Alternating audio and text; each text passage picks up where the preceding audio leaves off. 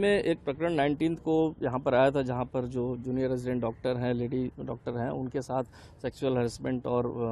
उसका matter report हुआ था। और उन्हीं मैटर पुलिस को रिपोर्ट ना होकर सीधे यहाँ पर, चूंकि एम्स का एडमिनिस्ट्रेशन है, उसको रिपोर्ट हुआ था। और उस विशाखा गाइडलाइंस के अंदर उसकी जो जांच तत्काल उसमें जो कमेटी फॉर्म कर दी गई थी ग्रीवेंस सुनने के लिए, 28 को यहाँ पर उसको सस्पेंड भी कर दिया गया। तो जो आरोपी अक्यूज था वो नर्सिंग स्टाफ में से था वहाँ पर। मीन टाइम वो यहाँ पर साइकेट्रिक वार्ड में एडमिट हो गया। ये सब चीज़ों की जानकारी पुलिस को नहीं थी, चूँकि इंटरनल इंक्वायरी और प्रोसेस चल रहा था। 28 को काफ़ी सारे लोग यहाँ पर भीड़ इकट्ठा हो गई, डॉक्टर्स की 250-300। और चूँकि जिस तरह का उसने एक्ट किया था, उसको देखते हुए आवेश में आकर जहाँ वो एडमिट था वहाँ वार्ड के बाहर घेर लिया गया उसे, और मैन हैंडलिंग या उसके ऊपर हमला या जिसे कहते हैं आवेश में आकर नारेबाजी करने लगे, जिसको देखते हुए पुलिस को कॉल किया गया था। और पुलिस जब मौके पहुंची तो काफ़ी यहाँ पर जो डॉक्टर्स थे आक्रोशित थे, और उसको सेफली निकालने के लिए यहाँ पर एग्जिट प्लान में जो सिक्योरिटी ऑफिसर्स हैं इसके बारे में बात की गई। तो उनके द्वारा एक रैंप जो बताई गई, जो इमरजेंसी में ही यूज़ की जाती है, अगर कोई भूकंप आ जाए, कहीं आग लग जाए हॉस्पिटल में, तो पेशेंट्स को निकालना हो, या कोई वीआईपी है उसको ऊपर कहीं इमरजेंसी में पहुँचाना हो, तो उसके लिए रैंप है, वो जो मोटरेबल है,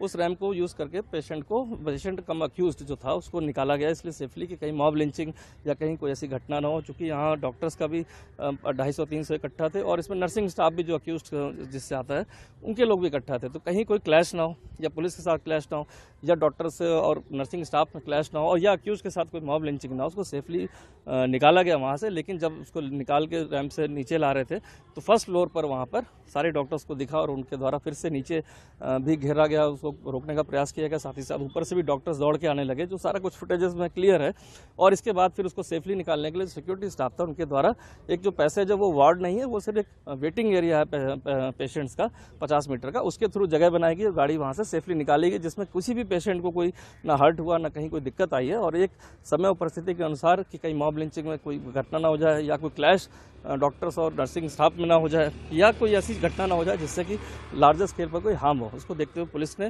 सिक्योरिटी स्टाफ के साथ पूरे जो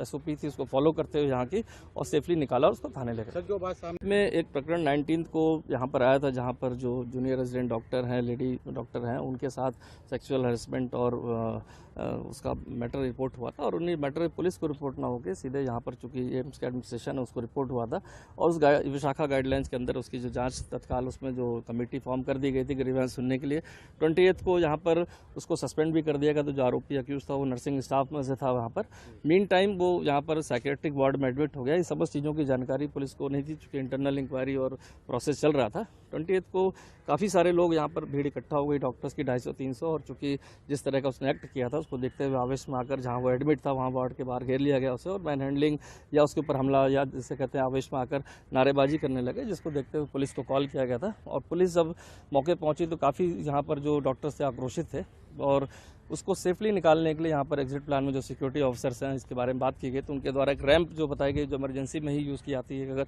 कोई भूकंप आ जाए, कहीं आग लग जाए हॉस्पिटल में, तो पेशेंट्स को निकालना हो, या कोई वीआईपी है उसको ऊपर कहीं इमरजेंसी में पहुँचाना हो, तो उसके लिए रैंप है, वो जो मोटरेबल है,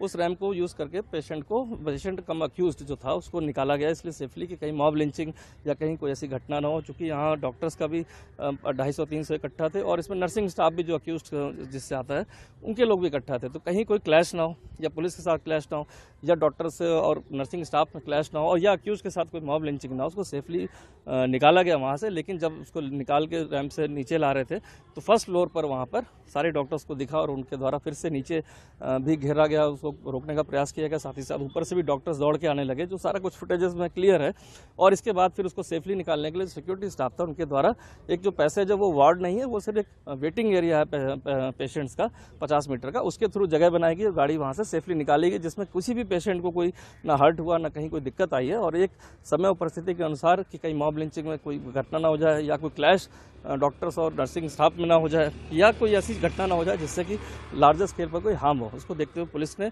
सिक्योरिटी स्टाफ के साथ पूरे जो एसओपी थी उसको फॉलो करते हुए यहाँ की और सेफली निकाला और उसको थाने ले गए। जो बात सामने